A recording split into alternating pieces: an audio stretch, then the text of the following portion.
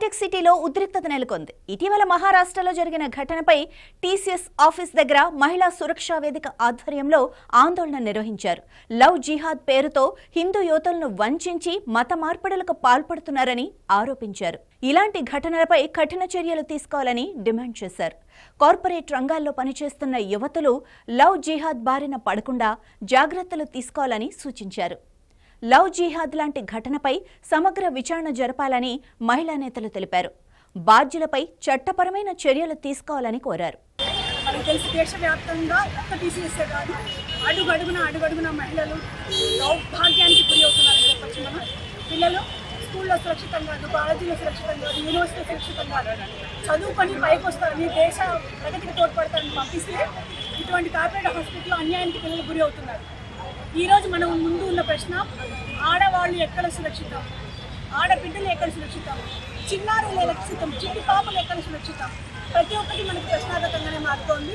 చదివించేది జ్ఞానం రావాలని, వాళ్ళ కాళ్ళ మీద వాళ్ళని నిలబడాలని, అక్కడగా మనము మన సాధికారత కోసం పోటీ పడుతూ ఉంటే పురుషులతోటి ఇక్కడ ప్రాణాల కోసం పోటీ పడాల్సి వస్తుంది. ధర్మం మార్చడమే కాదు, ధర్మం మార్చడంతో పిల్లల్ని మటిమాయం చేస్తున్నారు. మనకు తెలిసి పిల్లలు ఎక్కడ కనిపిస్తున్నారో, కొద్ది రోజులు కళ్ళు మూసుకుంటే ఏ ప్రిజన్లోనో ఏ మూట కట్టి మనం ఎక్కడో మనకి రోడ్ల మీద దొరుకుతున్నారు. కనీసం ఇప్పటికే మహిళల్లో శక్తి నింపాలని, సామాజిక స్ఫూర్తి కలిగించాలని, మన సమాజం ప్రత్యేకించి హిందూ సమాజం మేల్కోవాలని ఈరోజు మనం టీసీఎస్ ముందు ఉన్నాము. అక్కడ బాగా కష్టపడి అమ్మాయిలు కూడా చదువుకొని ఉద్యోగాలు తెచ్చుకొని, అన్ఫార్చునేట్లీ మహారాష్ట్రలో చదువుకున్న ఇంజనీర్స్ ఇలాంటివి చేసేసి అమ్మాయిలకు మోసం చేసేసి లవ్ చేయాలంటారు. నన్ను అడిగితే దానికి లవ్ అంటే సాక్రిఫైస్ కాకుండా మనం దానికి లవ్ జిహాద్ పేరు పెట్టి మనమే దానికి ఎంకరేజ్ చేస్తున్నాం. ఫాల్స్ ఫేక్ లవ్ అండి, మ్యానిపులేషన్, ఎమోషనల్ మ్యానిపులేషన్ చేసేసి ఒక వర్గాన్ని వాళ్ళకి టార్గెట్ చేసేసి అక్కడ ఇన్సిడెంట్ చెప్పిన హెచ్ఆర్ మేనేజ్మెంట్కి కంప్లైంట్ ఇచ్చిన మేనేజ్మెంట్ యాక్షన్ తీసుకోకపోవడం, మనకు honourable supreme court Visakha versus state of Rajasthan మళ్ళీ పోస్టో యాక్ట్ ఉంది.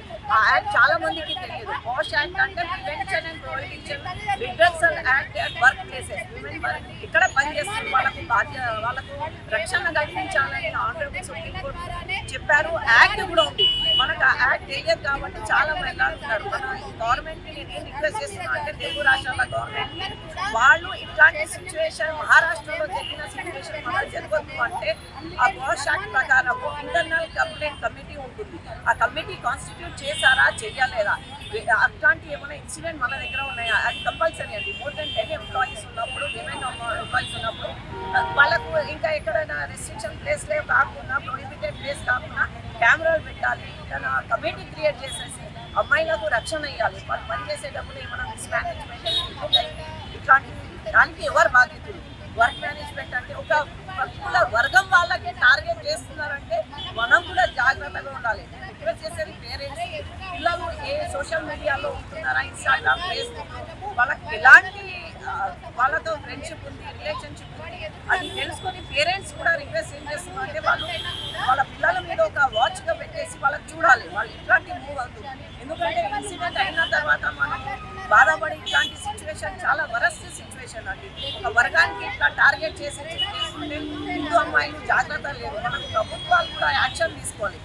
టీసీఎస్లో జరిగిన కార్పొరేట్ జిహాద్ గురించి అక్కడ ఇప్పటికీ చాలా కేసులు బయటకు వచ్చాయి. ఆ విధంగా రానివి చాలా చోట్ల ఉన్నాయి. ఎన్నో సంస్థలు కార్పొరేట్ శక్తుల రూపంలో ఉన్న హిందూ మహిళలని మత మార్పిడిలకు గురి చేస్తున్నారు. కాలేజీలలో కానీ, బయటికి వెళ్ళినా కానీ, ఫ్రెండ్షిప్లో కానీ అన్ని రకాలుగా కూడా ఈ లవ్ జిహాద్ అనేది చాలా చాప కింద నీరులాగా విస్తరిస్తూ ఉంది.